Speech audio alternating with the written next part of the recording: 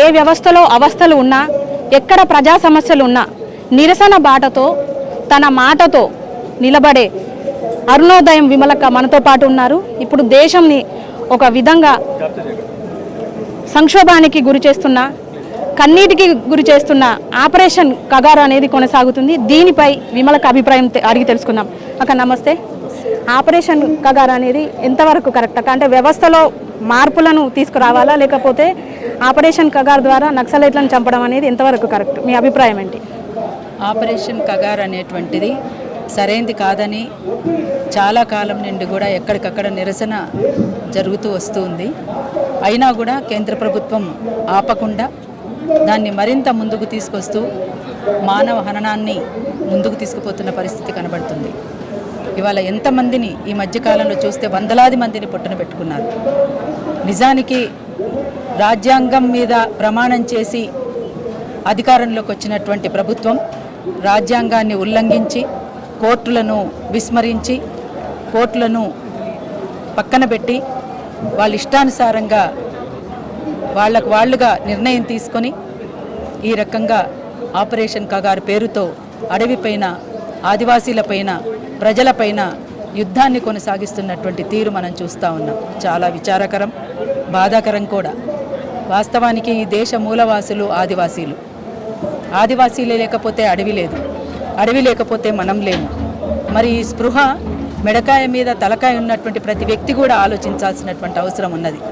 ఇంత దుర్మార్గంగా ఎక్కడ పడితే అక్కడ పచ్చని అడవిని రక్తంతో తడిసి ముద్దలు చేస్తూ ఇంతమందిని పొట్టన పెట్టుకుంటే ప్రజలంతా కూడా ఏం చేస్తున్నారు, ఎందుకు నిరసనతో ఇంకా పెద్ద ఎత్తున ముందుకు రాలేకపోతున్నారు అనేటువంటిదే అర్థం కాని పని. అందుకోసం ఇప్పటికైనా మించిపోయింది లేదు. మావోయిస్టులు ఎప్పుడో ఉత్తరాలు రాశారు, ఒకసారి కాదు 2-3 సార్లు రాసిండ్రు, మేము చర్చలకు సిద్ధము అని చెప్పేసి. మొన్నటికి మొన్న సీనియర్ కామ్రేడ్ నంబాల కేశవరావు కూడా చనిపోయారు. ఆయనతో పాటు దాదాపు 27 మంది చనిపోయారు. అంతకుముందు అంటే అసలు చంపేస్తే 30 మందిని, 20 మందిని, 10 మందిని, 6 ఇట్లా ఒక్కరు ఇద్దరు కాదు, దాదాపు 10ల సంఖ్యలో, 20 సంఖ్యలో, 30 సంఖ్యలో, 40 సంఖ్యలో చంపేస్తున్నటువంటి పరిస్థితి మనం చూస్తూ ఉన్నాం. అంతేకాకుండా ఏనాడు మనం చూడని విధంగా ఒక వికృతమైనటువంటి చేష్టలతో చంపి పడేసిన తర్వాత ఆ శవాల చుట్టూ తీరి వాళ్ళంతా డాన్సులు వేయడం, వాళ్ళతో కలిసి ఫోటోలు దిగడం, అంటే ఇది దేనికి సంకేతమో ఒక్కసారి ఆలోచించుకోవాల్సినటువంటి అవసరం ఉంది. మన ప్రజలపైన, మన దేశ ప్రజలపైన మన ప్రభుత్వాలే యుద్ధం చేస్తూ వికటాట్టహాసం చేస్తున్నటువంటి పరిస్థితిని ఎక్కడైనా చూసినామా చరిత్రలో? ఆఖరికి బ్రిటిష్ కాలంలో కూడా ఇట్లాంటి చర్యలు లేవు. కానీ ఇవాళ ఈ ప్రభుత్వం ఏరి పారేస్తాం, చంపేస్తాం, నక్సలైట్లను నిర్మూలిస్తామంటున్నారు. మీరు నిర్మూలించాల్సింది నక్సలైట్లను కాదు. నక్సలైట్లు ఎక్కడి నుంచో ఊడిపడలేదు. నక్సలైట్లు ఈ సమాజంలో నెలకొన్నటువంటి పరిస్థితుల నుంచి పుట్టినటువంటిది నక్సలిజం అంటే. అందుకని ఈ నక్సలిజాన్ని చంపాలి అంటే ఇవాళ ఉన్నటువంటి ఈ పరిస్థితి ఇప్పటి వరకు సాధ్యం కాలేదు ఎవరికి కూడా, ఇక ముందు కూడా సాధ్యం కాదు. కాకపోతే కొంతకాలం కష్టం ఉంటుండొచ్చు, కొంతకాలం స్తబ్దతకు గురి కావచ్చేమో. కానీ ఇది ఆకలి ఉన్నంత వరకు ఉంటుంది, పీడన ఉన్నంత వరకు ఉంటుంది, దోపిడీ ఉన్నంత వరకు ఉంటుంది, వివక్షతలు ఉన్నంత కాలం ఉంటుంది, అణిచివేతలు ఉన్నంత కాలం ఉంటుంది, అసమానతలు ఉన్నంత కాలం ఉంటుంది. ఇది భూమి అనేటువంటిది కొద్దిమంది చేతిలో కేంద్రీకృతమై ఉన్నంత కాలం ఉంటుంది. కాబట్టి నిర్మూలించాల్సింది మీరు పేదరికాన్ని, నిర్మూలించాల్సింది మీరు ఆకలిని, నిర్మూలించాల్సింది మీరు దోపిడీ పీడనని. కానీ మీరు ఇదంతా వదిలేసి నక్సలిజాన్ని మేము నిర్మూలిస్తామని, బాహాటంగా చంపివేస్తామని బాహాటంగా పార్లమెంటులో మాట్లాడడం అంటే ఇది ఎంత దుర్మార్గమో. మరి దీన్ని సుప్రీంకోర్టు ఎందుకు దృష్టిలోకి తీసుకోవడం లేదో, చిన్న చిన్న సమస్యలనే సుమోటగా తీసుకొని చర్యలు తీసుకునేటువంటి కోర్టులు మరి ఇంత బాహాటంగా చంపేస్తామని చెప్పేసి చంపుతూ ఎక్కడ పడితే అక్కడ చంపుతున్నటువంటి పరిస్థితిని మనం చూస్తుంటే ఎందుకు కోర్టులు నిమ్మకున్నాయో అర్థం కాని పరిస్థితి. అందుకోసమే ఇప్పటికైనా ప్రతి ఒక్కరు కూడా దీనిపైన స్పందించాలి. మనిషి అన్నటువంటి ప్రతి వ్యక్తి కూడా స్పందించాలి. ఇది మానవతా కోణంతో ఆలోచించాల్సినటువంటి అవసరం ఉంది. అమానవీయంగా ఇవాళ చాలా జరుగుతూ ఉన్నాయి బయట కర్రెగుట్టల్లో.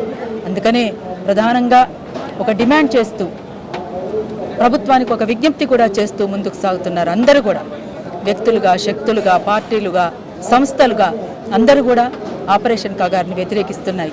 కాబట్టి ఇప్పటికైనా కేంద్ర ప్రభుత్వం ముందుకొచ్చి స్పందించి మావోయిస్టులు రాసినటువంటి లేఖకు స్పందిస్తూ తప్పనిసరిగా చర్చలకు సిద్ధం కావాలని, ఆ శాంతి చర్చలు జరిగి ఒక శాంతియుతమైనటువంటి వాతావరణం నెలకొనేలా మనమంతా చర్యలు తీసుకోవాల్సినటువంటి అవసరం కూడా ఉంది.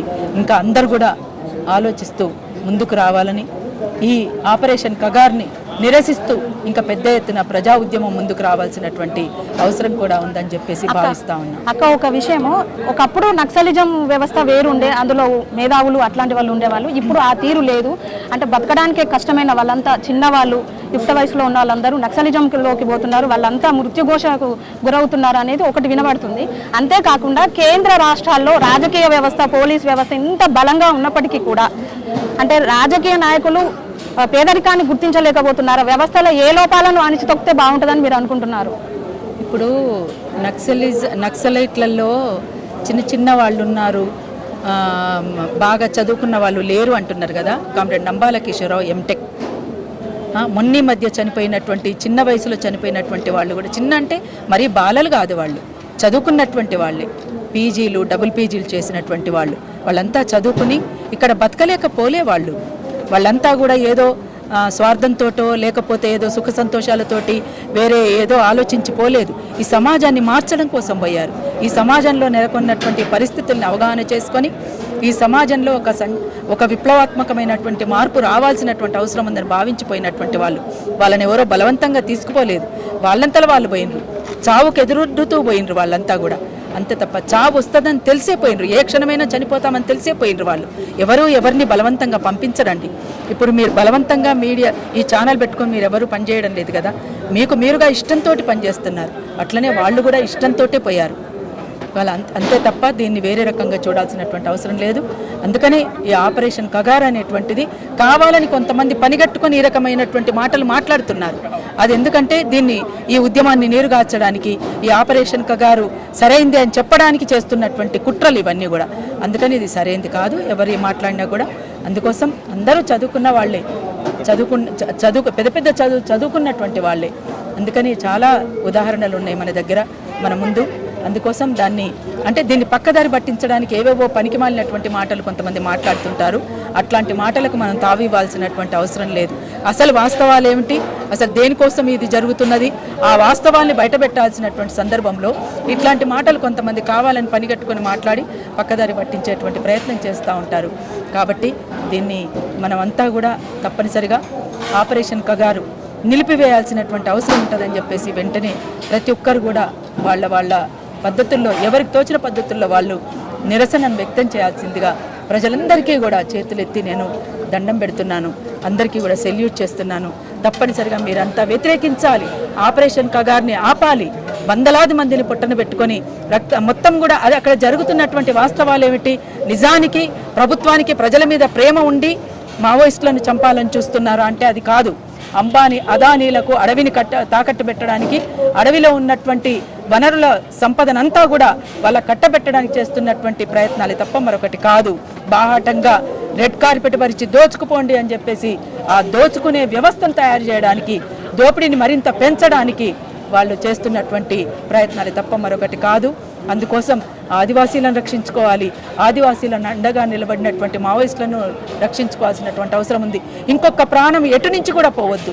సరే, అటు నుంచి పోలీసుల నుంచి పోవద్దు, ఇటు మావోయిస్టుల నుంచి పోవద్దు, ఆదివాసీల నుంచి కూడా పోవద్దు. ఏ ఒక్క ప్రాణం కూడా పోకుండా మనం అందరం కలిసి ఏం చేద్దామనేటువంటి తప్పనిసరిగా మీరంతా కూడా, ప్రజలంతా కూడా ముక్కుమ్మడిగా మీరంతా మీ నిరసనను తెలియచేయాల్సినటువంటి అవసరం ఉంటుందని మాలాంటి ప్రజా కళాకారులను కూడా భావిస్తూ ఉన్నాం. ఇప్పటికైనా విప్లవకారులందరూ కూడా ఒకతాటి మీదకి రావాలి. విప్లవకారుల ఐక్యత అనేటువంటిది ఒకటి కావాలి. తప్పనిసరిగా అది ఆవశ్యకత ఉన్నది ఇవాళ. అందుకోసం ఈ సమాజంలో నెలకొన్నటువంటి ఈ పరిస్థితులన్నింటినీ అవగాహన చేసుకొని మనమంతా ఐక్యంగా ముందుకు సాగుదామని మరొకసారి తెలియజేస్తూ జోహార్ అమరవీరుల.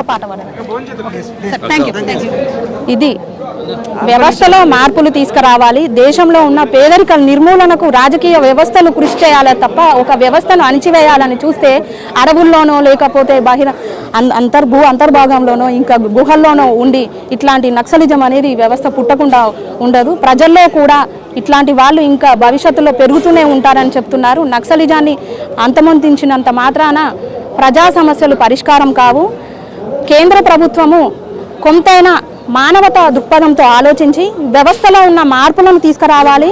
రాజకీయం ద్వారా ప్రజలు కట్టబెట్టిన అధికారం ద్వారా ప్రజలకు న్యాయం చేయాలి. అప్పుడే విప్లవం అనేది శాంతియుతంగా ఉంటుందని విమలక్క చెప్తున్నారు. హైదరాబాద్ నుంచి కెమెరా పర్సన్ సతీష్తో సోనీ, వరంగల్ టైమ్స్.